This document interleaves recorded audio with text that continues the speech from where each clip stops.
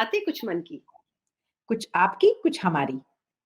मैं हूँ doctor Veena Agarwal, consultant women's holistic health and wellness and MD med talks, online medical information platform for doctors and patients. मैं हूँ doctor Reshma Hingorani. मैं psychiatrist हूँ और अमेरिका के वॉशिंगटन डीसी एरिया में होलिस्टिक वेलनेस प्रैक्टिस करती हूँ। आज का हमारा टॉपिक है nutrition and wellness. You are what you eat, अक्सर सब ये कहते हैं और ये सच भी है। स्वस्थ शरीर के लिए संतुलित आहार या बैलेंस डाइट बहुत जरूरी है। इस पे हमारी वेलनेस और बीमारी से लड़ने की शक्ति दोनों ही निर्भर है।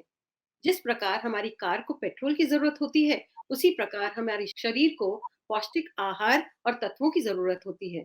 मनुष्य के शरीर में जैविक क्रिया या बायोलॉजिकल फंक्शंस के संचालन के लिए ऊर्जा या एनर्जी आवश्यक होती है।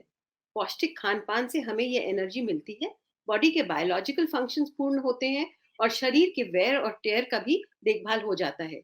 बैलेंस डाइट में ऐसा भोजन शामिल होना चाहिए जो सही मात्रा में एसेंशियल न्यूट्रिएंट्स हमारे शरीर तक पहुंचा सके। संतुलित आहार के 6 महत्वपूर्ण तत्व होते हैं, जैसे आप सबको भी मालूम है: protein, carbohydrate, fat, vitamin, mineral और वाटर। बैलेंस डाइट में भी तभी आएगा जब आपके बॉडी, माइंड और रिश्तों में बैलेंस होगा। तो याद रखिए, बॉडी के लिए easy formula: eat, exercise, sleep. Mind के लिए a cup of tea, positive thoughts, positive emotions, positive actions. और रिश्तों के बने रहिए रईस। अगले एपिसोड्स में हम होलिस्टिक लाइफस्टाइल पर केंद्रित रहेंगे। आज बात करते हैं फर्स्ट ई यानी ईटिंग की। हम सबके मन में बहुत सारे सवाल होते हैं डाइट और न्यूट्रिशन को लेकर। गूगल बाबा हमें और भी कंफ्यूज कर देते हैं। इसीलिए आज आप सबके डाउट्स दूर करने के लिए हम लाए हैं न्यूट्रिशन और डाइट के फील्ड में एक जानी मानी हस्ती, डॉक्टर शिखा शर्मा। डॉक्टर शिखा नेहरू शर्मा हमारी ही तरह मेडिकल डॉक्टर हैं, जिनके टेड टॉक्स और हेल्थ कॉलम्स आपने देखे होंगे। आप वेलनेस कंपनी न्यूट्रीवेल हेल्थ इंडिया चलाती हैं और मॉडर्न और वैदिक न्यूट्रिशन को इंटीग्रेट करने में बहुत बड़ा कंट्रीब्यूशन देती हैं। वैदिक डाइट आप ऐप शायद आपने बनाई है, जो कि फ्री डाइट प्लान्स, वेट और डायबिटीज मैनेजमेंट के लिए है। बहुत से प्रेस्टिजियस अवार्ड से नवाजा जा चुका है आपको: top 30 young achievers of the country, women achiever award, great Indian women award वगैरह वगैरह। मगर ये भी मौलाना आजाद मेडिकल कॉलेज से हैं, जहां मैंने बहुत जिंदगी गुजारी। We are very proud of you doctor Shikha. Thank you so much doctor Hingorani. तो डॉक्टर शिखा, इतने सालों से आप फील्ड में इतना सराहनीय काम कर रही हैं। आपको सबसे चैलेंजिंग क्या लगता है डाइट और न्यूट्रिशन के बारे में, खास करके हमारे देश में? सबसे अच्छी बात मैं पहले बताऊंगी कि I feel women naturally intuitive होती है। women को कहीं ना कहीं आप देखेंगे हेल्थ एजुकेशन उनकी सोल से जुड़ा हुआ है, और सबसे ज्यादा जो लेडीज हैं हेल्थ एजुकेशन और मीडिया में है। तो ये तीन चीजें women की, मुझे लगता है कि उनकी अपनी शक्ति है, which is communication, health and education. और ये तीनों चीजें बहुत इंपॉर्टेंट हैं और आज के दौर में बहुत ही जरूरी है। जो दुख होता है, मुझे लगता है the other part of our chromosome X Y men, उन्हें न्यूट्रिशन से कोई लेना देना ही नहीं है। तो हमारे, अगर आप क्लाइंटेल भी देखिए, हमारी 80% विमेन क्लाइंटेल होती है, 20% मेन होते हैं। एंड मोस्ट मेन थिंक कि अरे थोड़ा दौड़ भाग लेंगे, खाने से हम परहेज नहीं करेंगे, फ्राइड खाएंगे और ओवर ईटिंग करेंगे, अल्कोहल पिएंगे। Somewhere I feel little sad that that men who are doing so much work and efforts, somewhere they are, वो शायद जागरूक नहीं है। बट खैर कोई बात नहीं, अगर घर की महिला जागरूक हो तो वो ही सबको संभाल सकती हैं और वो ही सबको शायद एजुकेट भी कर सकती है। और मेरा मानना है कि घर की महिला है, as a mother she is the first teacher and as a wife she is the first doctor. 3 चीज़ें मैंने आपके बारे में वेब पे पढ़ी। एक तो ये कि गट ब्रेन एक्सिस, जो कि बिल्कुल एक मॉडर्न सा काइंड ऑफ कॉन्सेप्ट है, एक आप उसकी बात करती हैं। दूसरी आप बिल्कुल एंशिएंट हीलिंग प्रैक्टिसेस आयुर्वेद की बात करती हैं। और तीसरी, जिसको मैं पर्सनली एक फैड समझती हूँ, ब्लड ग्रुप डाइट, जो मेरे समझ में नहीं पड़ती। तो ये तीनों का जो है ना ये कॉम्बिनेशन कैसे बैठा आपके अंदर? जब मैंने प्रिवेंटिव हेल्थ केयर में कदम रखा तो ऑब्वियसली मॉडर्न न्यूट्रिशन से शुरू किया। I hired a team of nutritionist, तो एक न्यूट्रिशनिस्ट की टीम को मैंने पहले अपने से जोड़ा। हम्म। तो नेचुरली जब पेशेंट्स आते थे तो वो पूछते थे कि जी मेरे बच्चे का टॉन्सिलाइटिस का ऑपरेशन हुआ है तो इसको आइसक्रीम दे दे, तो मैं कहती थी, हाँ दे दीजिए, एंटीबायोटिक दे रहे हैं तो दे दीजिए। तो फिर मुझे लोगों ने टोकना शुरू किया कि जी नहीं, ये हमारी नानी दादी कहती हैं कि नहीं, आइसक्रीम नहीं आप दे सकते। As a doctor I feel antibiotics खा रहे हैं तो क्या मतलब प्रॉब्लम क्या है, आप खाइए। Then I hmm. Got curious कि ये है क्या चीज जो ये सब नानी दादी जानती हैं और मैं नहीं जानती। सो मैंने थोड़ा सा आयुर्वेद की तरफ मेरा रुझाव हुआ, मेरा इंटरेस्ट बढ़ा। जैसे जैसे मैंने आयुर्वेद पढ़ा तो हमें एक चीज तो समझ आई कि जब हम कैलोरी थियोरी के बारे में बात करते हैं तो कैलोरी थियोरी में हर चीज कैलोरी है, बॉडी में कैलोरी डालिए और एक्सरसाइज कीजिए, कैलोरी निकालिए। बट एक पेशेंट ने मेरे से ये भी पूछ लिया कि जी अगर मेरे को 2200 कैलोरी जरूरत है और आप कह रही हैं कि 2200 कैलोरी का आप 2000 खाएँगे तो आपकी 200 कैलोरी का डेफ़िसिट होगा, आपका वज़न कम होगा, तो मैं 2000 कैलोरी तो चीनी से खाऊँगा, which means like 200 teaspoons of sugar a day. तो आई वाज़ स्टम्प्ड बिकॉज़ मेरे पास कोई उत्तर ही नहीं था इसके लिए। So then I started looking at everything because modern nutrition did not give me any answer. उसके हिसाब से तो आप 200 चम्मच खिलाइए चीनी के तो उनके तो 2000 कैलोरी बनते हैं। 200 कैलोरी आप माइनस करेंगे, इफ रिक्वायरमेंट इज़ 2200 तो तब भी वज़न कम होना चाहिए। So when hmm. I was stuck. तो मैंने आयुर्वेद पढ़ना शुरू किया, यूनानी पढ़ना शुरू किया। तो मुझे एक चीज़ तो समझ आई कि मॉडर्न न्यूट्रिशन में फ्लॉ है। तो जब फ्लॉ है तो उसका उत्तर कहाँ मिलेगा? So I found in Ayurveda because Ayurveda I found extremely scientific and more than scientific I would say replicable, यानी कि वो चीज़ आप replicate कर सकते हैं by logic and just because of the calorie theory। और इसकी वजह से आप देख रहे हैं कि अमेरिका में ओबेसिटी 20% से बढ़ के अब 40% हो गई है और 45% हो गई है और वो बढ़ती जा रही है। सो फिर मैंने ये सोचा कि मेरा जो लॉयल्टी है वो मेरे पेशेंट की तरफ है, किसी पैथी की तरफ नहीं।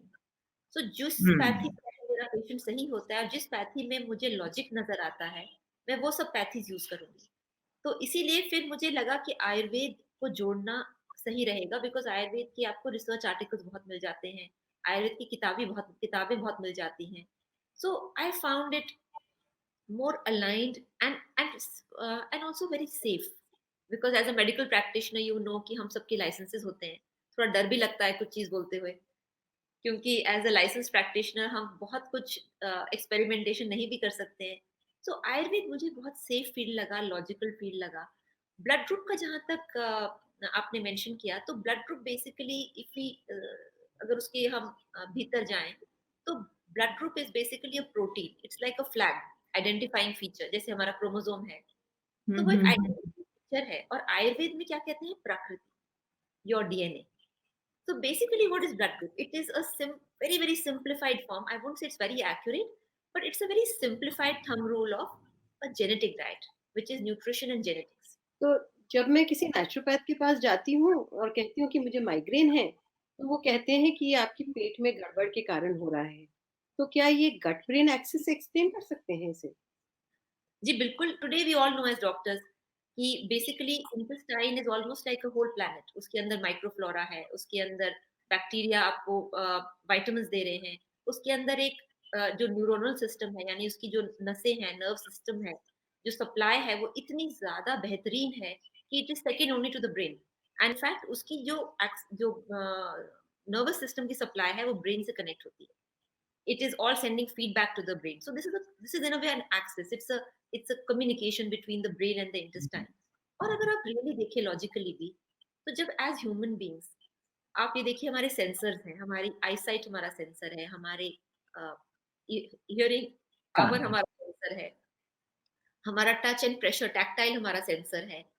तो एक्चुअली जब हम कुछ खाते हैं तो उस फूड का जो क्रोमोसोम है और जो हमारा ह्यूमन क्रोमोसोम है वो पहली बार बात करता है एट अ क्रोमोसोमल लेवल। तो ये हम्म। तो लॉजिकल है कि इंटेस्टाइन में सबसे ज़्यादा आपकी एंटीबॉडीज़ हैं, सबसे ज़्यादा आपकी न्यूरल नेटवर्क है, तो आपकी पूरी लिम्फैटिक सिस्टम, आपकी इम्यूनिटी इंटेस्टाइन में आती है।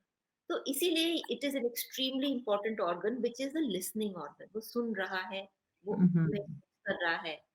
And that is why today a lot of research is happening on the intestine and what works for the intestine।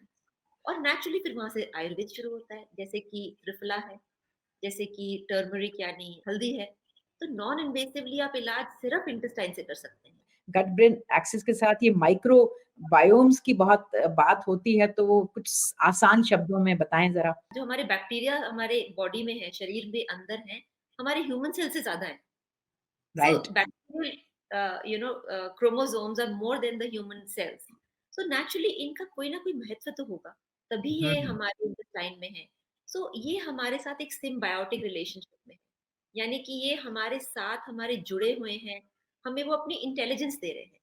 वो फूड को ब्रेक डाउन करते हैं, हमें कुछ विटामिन सप्लाई करते हैं, उसको असेस करते हैं। तो ये जो बायोम है, ये बायोम बेसिकली पूरा का पूरा आप कह सकते हैं छोटा-मोटा प्लैनेट है हमारे इंटेस्टाइन के अंदर। कई लोग हैं अपने आप ही एंटीबायोटिक्स खाते रहते हैं। तो वो क्या कर रहे हैं? They are completely killing their microbiome.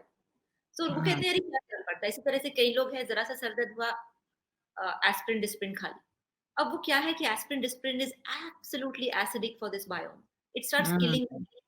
अब वो कभी कोरिलेट नहीं करते हैं। नेचुरल आर्मी को हम मार रहे हैं और फिर आर्टिफिशियल आर्मीज को हायर कर रहे हैं। तो डॉक्टर शिखा, शुगर्स को लेके बहुत कंफ्यूजन होता है कि व्हाइट, ब्राउन, गुड़ और खांड, फ्रक्टोज, सुक्रोज, एस्पार्टेम, इसके बारे में कुछ थोड़ा सिंप्लीफाई करके बताएं। So white sugar, I would say it should be banned in the country because ये bleaching agents they have no place for as part of nutrition of food. Second हम्म। चीज़ है कि खांड, खांड में vitamins होते हैं कई तरह की, खांड is much better definitely. तीसरी चीज़ है जैसे fructose, now fructose as a fruit is fine, but जब फ्रुक्टोज को शुगर के रूप में बनाते हैं तो अगेन प्रोसेसिंग होती है। सो प्रोसेसिंग में कई चीज़ें ऐड होती हैं, कई केमिकल्स यूज़ होते हैं जिसकी वजह से वो आपके अगेन बैक्टीरिया को, गट बायोम को इम्पैक्ट करना शुरू करते हैं। In fact if you see hmm. Some people को ना गैस होनी शुरू होती है when they have these kind of products, but they don't correlate because कई बार कई चीज़ें खाई होती है, समझ नहीं आता कि इससे हुआ कि उससे हुआ। Stay natural as far as possible. किस उम्र में हम बगैर दूध के भी हेल्दी रह सकते हैं? जी बिल्कुल, दूध की ऐसी कोई ज़रूरत नहीं है, जैसे हम जानते हैं कि विद एज वैसे भी हम जो लैक्टोज़ है, वो नहीं डाइजेस्ट करते हैं, तो लैक्टोज़ डाइजेशन जो हमारा है वैसे भी कम हो जाता है और उससे गैस बनती है और अगर ऑर्गेनिक दूध नहीं मिल रहा है, तो वो छोड़ना ही बेहतर है हमारे लिए। Dr. Shikha, is lactose intolerance something that you develop later in life, or it is something that you are born with? कि विद टाइम, उम्र के साथ लैक्टोज़ इंटॉलरेंस अ, अमूमन लोगों में हो जाती है। जी, जी, हम्म। नहीं, with with with time, with age हमारी जो डाइजेशन करने की क्षमता है कम हो जाती है and after a certain time we I think lose it also. तो आजकल के जो यंग लोग हैं वो बॉडी बिल्डिंग करते रहते हैं और प्रोटीन पाउडर लेते रहते हैं। तो ये कितना सेफ है? अलग-अलग प्रिपरेशंस भी होते हैं, एनिमल वर्सेस प्लांट प्रोटीन, सोय लेसिथिन। पहली बात तो never bye open products because सबसे ज़्यादा अडल्ट्रेशन, सबसे ज़्यादा जो फ्रॉडलेंट प्रोडक्ट्स इसी माध्यम से आते हैं कि वो खुला बिक जाता है। That is one. Number 2 is 2 तरह के प्रोटीन पाउडर्स होते हैं। एक तो जैसे आप देखेंगे कि डिफरेंट कंपनीज़ बनाती हैं, जो प्रेग्नेंट लेडीज़ के लिए बनाती हैं, रिकवरी पेशेंट्स के लिए बनाती हैं। Those are fine, they are absolutely अगर आप लेना चाहते हैं, आप ले सकते हैं। कुछ प्रोटीन पाउडर्स होते हैं जिसके अंदर क्रेटिनिन डाला गया है, जिसके अंदर स्टिमुलेंट्स डाले गए हैं। They affect the heart, they affect the kidney also. And अगर आपको कोई स्पेशलाइज्ड प्रोटीन चाहिए तो एक दवाई की तरह है। वो बेसिकली जैसे डॉक्टर का प्रिस्क्रिप्शन चाहिए, तो वो प्रोटीन आप सिर्फ एक रजिस्टर्ड प्रैक्टिशनर के एडवाइस पे लीजिए, ऐसे मत लीजिए because they are almost like a medicine क्योंकि उसमें बहुत सारी चीज़ें डाली गई हैं and I would actually general public के लिए तो I would say don't even try. The next thing which I would say is कि वेजिटेरियन प्रोटीन और non vegetarian protein, I would say always vegetarian protein. और उसका सिर्फ ये logic नहीं है कि मैं सबको संत बनाना चाहती हूँ, but there is enough research out there which of course. Says if you eat vegetarian, you protect yourself from many diseases including cancers. यहाँ रह के कम से कम लेबल्स पे और जो लिखा रहता है उस पे विश्वास तो होता है। कभी-कभी मुझे मतलब कोई रेगुलेटरी एजेंसी इंडिया में भी ऐसा है कि मतलब ऑर्गेनिक महँगी है, हर ऑर्गेनिक चीज़ महँगी है, फ्री रेंज महँगी है। तो पैसा खर्चना वो मतलब how does one find out क्या ब्रांडिंग पे जाएँ, किस तरीके से पता लगे कि ये सही चीज़ लिखी गई है? कोई रेगुलेटरी बॉडी इंडिया में? जी, जी। So food safety standards authority of India ये एक बहुत ही पावरफुल रेगुलेटरी बॉडी है एंड ये बॉडी एक्चुअली लाइसेंस देती है। एफएसएससीआई के पास पावर है कि अगर कोई गलत ऑर्गेनिक अपना लेबल लगाया, उसके पास सर्टिफिकेशन नहीं है, तो वो कहीं उसको पीनल एक्शन भी ले सकती है। तो कैंसर की मात्रा बहुत बढ़ गई है इन द पास्ट डेकेड और सो एंड कहते हैं कि माइक्रोवेव ओवन के जो वेव्स हैं, प्लास्टिक्स हैं और इवन एल्यूमिनियम फॉइल और cooking in the non stick utensils उसके कारण बढ़ता है। क्या ये सही है? जी, देखिए कहीं न कहीं हर चीज़ का कंट्रीब्यूशन तो कैंसर के लिए है ही। बिकॉज़ वी ऑल नो कि जिस तरह से कैंसर बढ़ा है, it is a combination of processed food, pesticides, chemicals, air pollution, water pollution. तो ये सारे पोल्यूशन बेसिकली हमारे शरीर को धीरे-धीरे कैंसर की तरफ ले जा रहे हैं। आई थिंक जितना हम अपने एनवायरनमेंट में, अपने वातावरण में, अपने खान-पीन में केमिकल्स को बंद कर पाएँ, उतना ही हमारी हम्म। सेहत के लिए लाभदायक है। बिकॉज़ जितना हम केमिकल्स ऑलरेडी देखिए, हम दिल्ली में रहते हैं, तो केमिकल्स तो हमारे कहीं न कहीं आ ही रहे हैं। अब दिल्ली छोड़ के नहीं जा सकते, कम से कम कुछ केमिकल्स कम कर सकते हैं। इन इनफैक्ट मैं आप सच बताऊं आपसे, ब्राउन ब्रेड भी कई बार मुझे बताते हैं लोग कि वो ब्राउन कलर डाल रखा है, और लेकिन हेवीनेस से पता लगता है जब आप ब्राउन ब्रेड एक्चुअली जिसमें फाइबर रहता है वो हेवी रहती है। That's true. That's true. See, the brown bread भी actually it's maida and it is caramelized sugar जो ताकि वो ब्राउन सा कलर आए। जो करेक्ट होगा वो होगा होल व्हीट ब्रेड, या जैसे जर्मनी में अगर आप देखें तो मल्टीग्रेन ब्रेड्स, राई ब्रेड अलग-अलग, वहाँ तो मतलब ब्रेड की हम्म। अगर आप दुकान में घुसे तो समझ ही नहीं आता कि कौन सी ब्रेड खरीदें, इतनी वैरायटी है। But I would say overall कि bread is not a very healthy thing to eat in general. Hmm. Dalia would be a much better, and especially for children. आजकल बीपीओज में नाइट शिफ्ट्स के कारण coffee और exam के लिए बच्चे बहुत कॉफी पीते हैं और ग्रीन टी का तो जैसे कि बहुत ही फैड ही चल गया है, तो एवरीबॉडी वांट्स ग्रीन टी कि उससे पतले होते हैं। पर रिसर्च के मुताबिक आजकल कहते हैं coffee is a super food. Coffee as a superfood is a paid research, because coffee superfood कभी भी नहीं हो सकता. It's a stimulant, and any stimulant I would say should be taken in very very minor quantities, because it's a double-edged sword. तो coffee एक cup तो ठीक है, 2 कप भी ठीक है, but it's definitely not a superfood. तेल को लेकर के बड़ी प्रॉब्लम्स हैं कि किस, जैसे हम यहाँ पे एवोकाडो ऑयल उस पे लिखा रहता है can be heated up to 500 degrees, तो मुझे पता है कि उसमें मैं कुक कर सकती हूँ। ऑलिव ऑयल को लेकर के भी बड़ी कंफ्यूजन रहती है, उनको फोर्टिफाई भी करना है, उसमें कुक कर सकते हैं कि सिर्फ सैलेड पे डालना है, इसके बारे में कुछ बताएं। जिसका भी स्मोकिंग पॉइंट कम है, उसको कुक करने से वो टॉक्सिक हो जाता है, वो आपके शरीर को नुकसान देता है। सो ऑलिव ऑयल का स्मोकिंग पॉइंट बहुत कम है, उसको इनफैक्ट कुक ही नहीं करना चाहिए। It should be used in salads. हमारे शरीर को बेनिफिट होगा जिस ऑलिव ऑयल से, वो है extra virgin olive oil, cold pressed extra virgin. Cold pressed मतलब जो पुराना तरीका था क्रश करके, और that is cold pressed olive oil. And extra virgin मतलब कि जो उसको क्रश करके जो पहला तेल निकलता है। लास्ट स्टेज जो होती है जिसके अंदर कुकिंग ऑलिव ऑयल करते हैं, उसमें कोई दूसरा तेल लेते हैं, उसमें थोड़ा बहुत इस तरह के ऑलिव्स को क्रश करके डाला जाता है, और उसको वो लेबल करते हैं ऑलिव ऑयल फॉर कुकिंग। अगर आप ध्यान से लेबल पे देखिए तो उसमें ज्यादातर तो कुछ और ऑयल है। एंड अनफॉर्चुनेटली अगर आपने एक ऑयल लिया जिसका smoking point let's say 100 degrees है, और दूसरा ऑयल लिया जिसका स्मोकिंग पॉइंट 45 है, और उनको मिला दिया, तो ये तो नुकसान ही है। क्योंकि अब उसमें एक चीज तो 100 डिग्री तक सह सकती है कुछ कंपोनेंट, बट ऑलिव जो मिला हुआ है वो तो नहीं सह सकता, वो तो टॉक्सिक होता जा रहा है। तो कौन सा ऑयल लेना चाहिए फिर? सो आई वुड से वैरायटी होनी चाहिए। जैसे फॉर एग्जांपल आप अपने कुछ खाने में आप 1 चम्मच घी डाल सकते हैं, और सैलेड में ऑलिव ऑयल डाल सकते हैं। कुकिंग में जैसे सरसों का तेल है, या मूंगफली का तेल है, उसको यूज कर सकते हैं। तो वैरायटी होनी चाहिए, बिकॉज जो एसेंशियल फैटी एसिड्स हैं हर ऑयल के अलग हैं। तो सैचुरेटेड फैट में अलग हैं, अनसैचुरेटेड में अलग हैं, मोनो अनसैचुरेटेड में अलग हैं।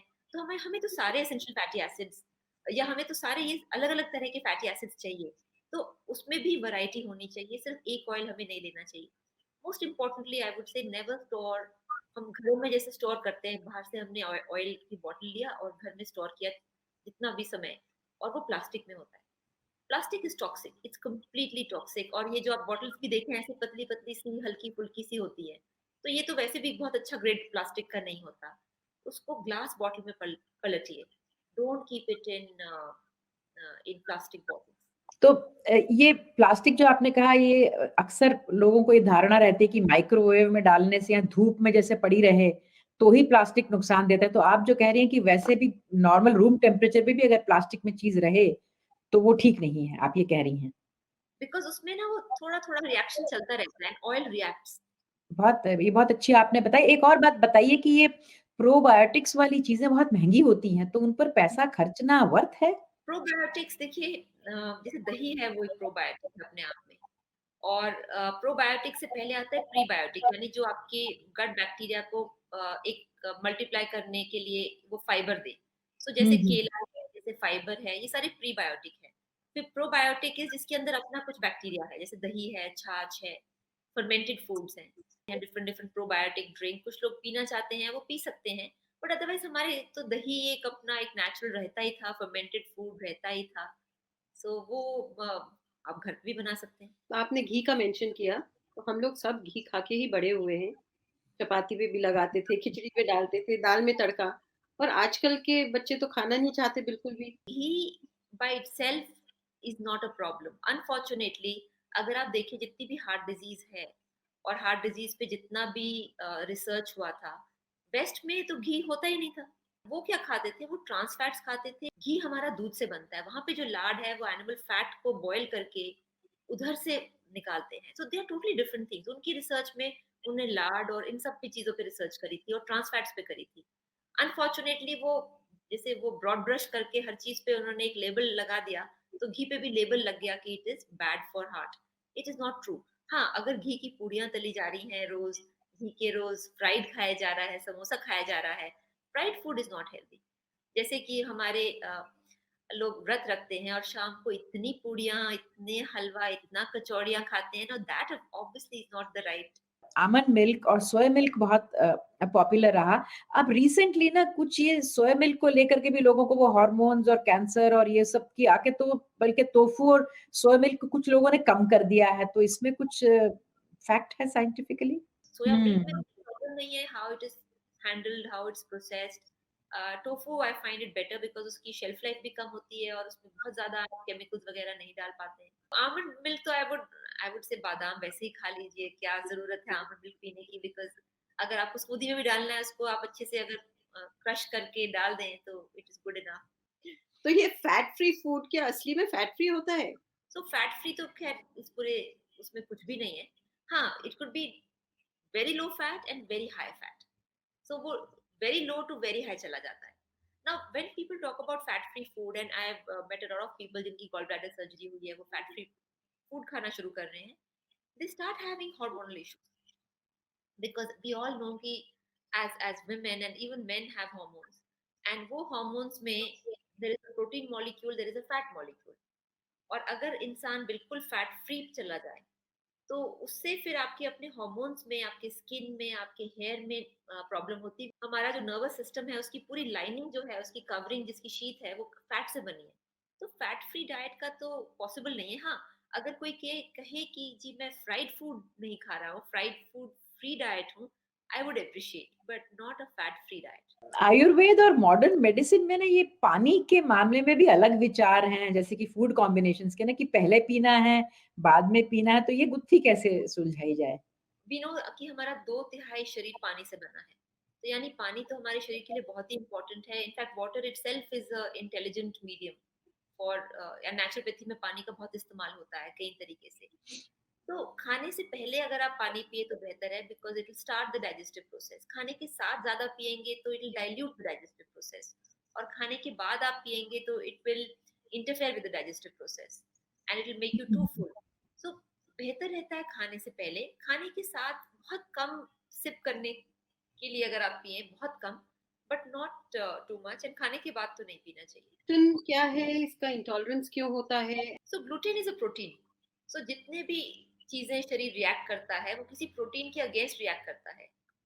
सो जितने भी जैसे फॉर एग्जांपल मूंगफली इज अ प्रोटीन, तो बच्चों को जब पीनट एलर्जी होती है तो मूंगफली के प्रोटीन से होती है।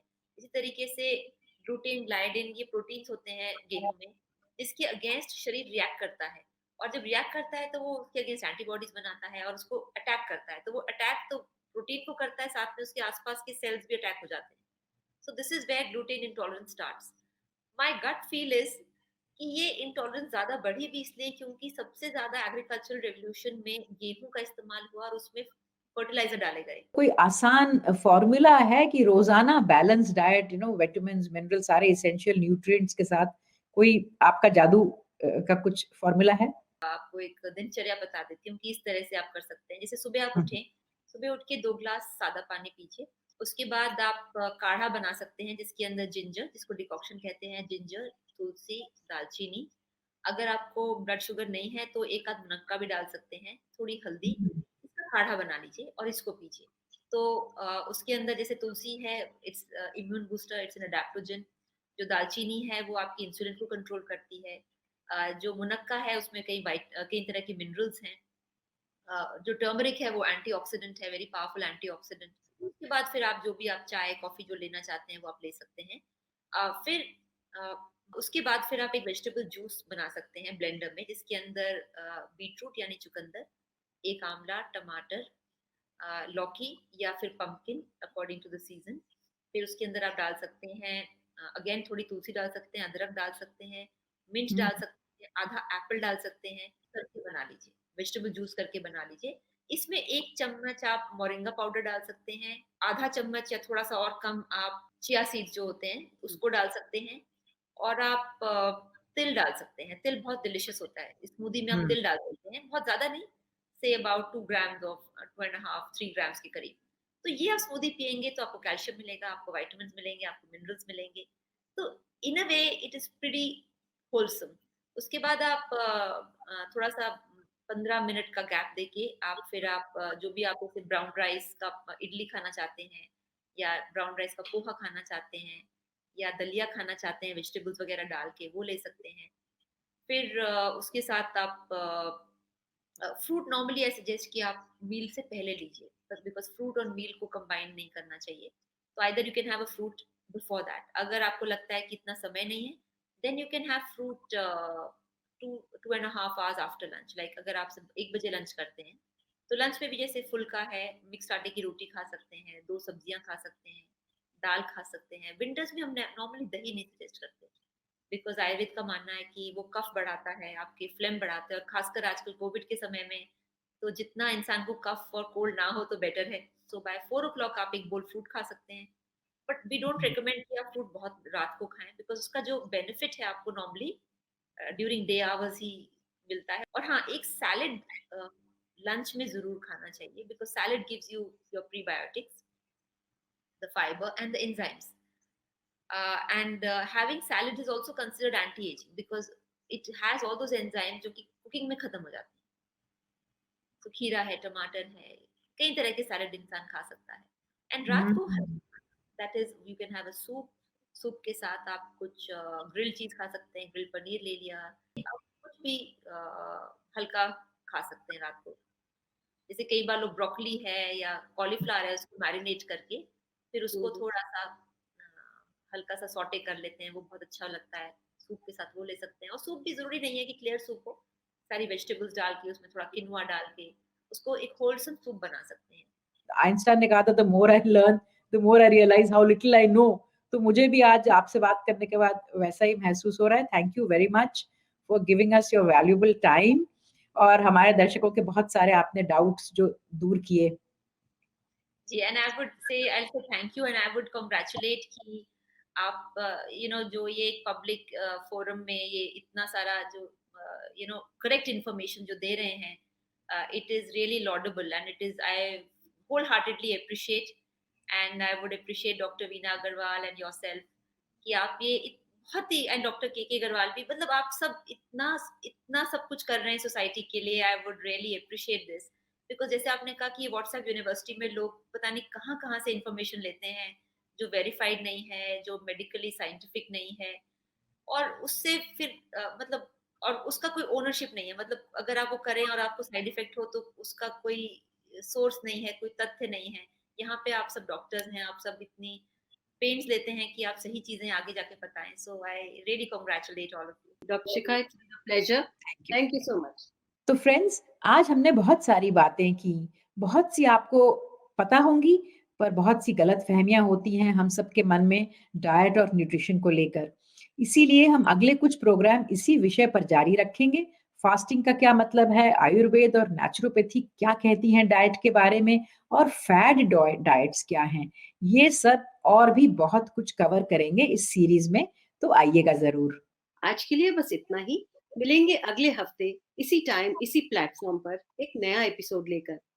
अगर आपको हमारा प्रोग्राम अच्छा लगा तो शेयर और लाइक जरूर करिए और हमारा यूट्यूब चैनल सब्सक्राइब करना ना भूलें। हमें इंतजार रहेगा आपके सवाल का, सुझाव का और कमेंट्स का, जिससे हम आपके मन की बात जान सकें। इस प्रोग्राम से जुड़े लिंक्स हम चैट बॉक्स में शेयर करेंगे। आप अपने सवाल हमें ईमेल भी कर सकते हैं। भोजन करना हमारी जरूरत है, पर अच्छा और संतुलित भोजन करना एक आर्ट है। तो अच्छा खाएं, अच्छा सोचें और अच्छा करें। हंसते रहें, हंसाते रहें। नमस्कार।